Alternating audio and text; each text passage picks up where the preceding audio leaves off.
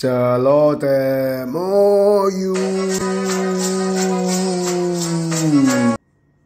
Ketemu lagi dengan saya Romo Kristoforus Wahyu Triharyadi SCY.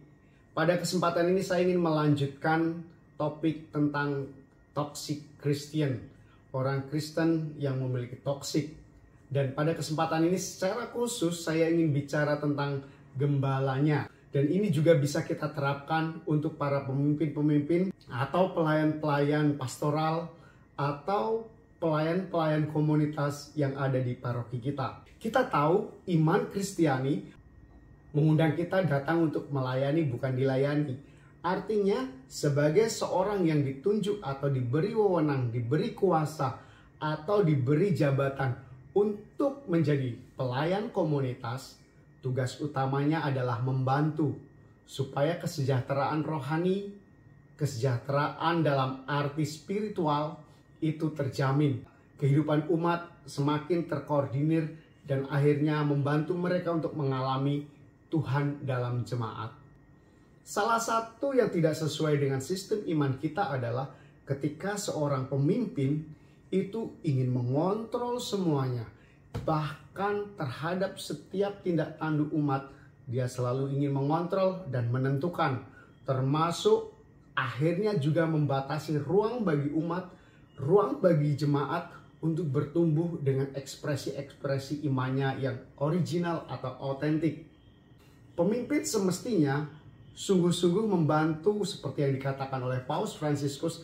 Dia ada di belakang untuk mensupport. Dia berjalan bersama ketika orang itu sungguh mengalami kebingungan dan lemah sehingga harus dipegang. Atau dia ada jalan di depan untuk memberikan arahan kemana dia akan berjalan. Dan itulah yang sebenarnya digambarkan oleh Tuhan Yesus sebagai gembala yang baik. Ada sebuah gambaran yang bagus. Di Katakombe Kalistus digambarkan ada seorang gembala yang memanggul domba. Tangannya memegang tempat makanan, ditemani oleh seekor anjing. Dalam gambaran itu jelas ingin ditunjukkan kepada kita bahwa seorang pemimpin, seorang gembala, seorang pelayan adalah membawa domba, membawa jemaat yang terluka, membawa jemaat yang mengalami kesusahan, dipanggul dekat dengan dia. Dan dia akan membawa makanan atau obat-obatan untuk menyembuhkan dia. Dan dia juga akan ditemani oleh seekor anjing dalam tanda petik, ialah dijaga, dijauhkan dari kemungkinan serangan-serangan terhadap si umat.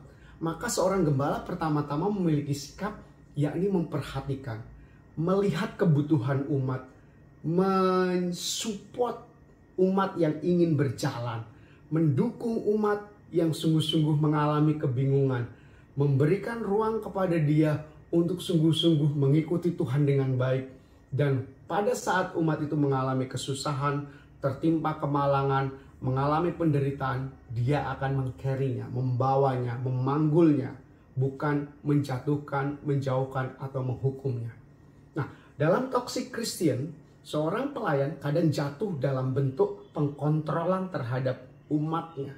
Setiap gerak-gerik umat dipandang dan harus ditabrakkan dengan aturan-aturan yang ada. Tidak memperhitungkan lagi simpatinya, tidak memperhitungkan lagi hatinya, tidak memperhitungkan lagi perasaannya, tidak lagi memperhitungkan dia sebagai seorang manusia. Yang muncul adalah dominasi, tuntutan, dan juga bahkan adalah hukuman-hukuman. Tak jarang ada pemimpin-pemimpin yang menggunakan kuasanya untuk menghukum umatnya dengan hukuman sakramental. Kamu gak boleh sambut kamu nih, kamu gak akan dapat berkat ketika kamu meninggal. Dan ini adalah cara-cara yang pasti tidak diinginkan oleh Tuhan Yesus terjadi kepada umatnya. Seorang pemimpin juga, dia menyampaikan permenungan-permenungan yang sungguh meneguhkan hati umat, bukan untuk menjatuhkan umat. Terkadang kita menemukan cara pemimpin berkomunikasi buruk sekali. Dia bukan mendekati, mengajak bicara umatnya, tetapi menyindirnya dalam khotbah, dalam renungan, dalam pengumuman. Dan itu menjatuhkan. Dan itu merendahkan. Kadang juga seorang gembala, karena dia adalah seorang yang harusnya dia membimbing, menuntun, memberi makan rohani kepada umatnya. Ketika mendapat masukan, hai gembala, hai pemimpin, khotbahnya itu kok tidak menyentuh hati kami, isinya hanya penghakiman, isinya adalah sindiran. Kadang ini tidak mudah diterima sebagai feedback, tapi justru inilah yang harus menjadi perhatian si gembala, harus menjadi perhatian dari sang pemimpin, bahwa ada aspirasi harapan umat yang besar kepada pemimpinnya. Nah, kalau seorang pemimpin datang tujuannya adalah bukan untuk melayani, tapi untuk mengontrol, menguasai, mengokupasi, mengambil, menyalahkan, menghukum, saya rasa ada yang salah dengan pemimpin macam ini. Pemimpin-pemimpin yang seperti ini, entah itu imam, entah itu ketua stasi, ketua lingkungan, atau pemimpin komunitas, kelompok rohani, atau dia yang mengelola jemaat, menggunakan cara-cara kekuasaan untuk mengontrol, memonitoring umat agar melakukan sesuai dengan kehendak dia, ini sangat-sangat tidak tepat dan bertentangan dengan azas pelayanan seorang gembala yang baik.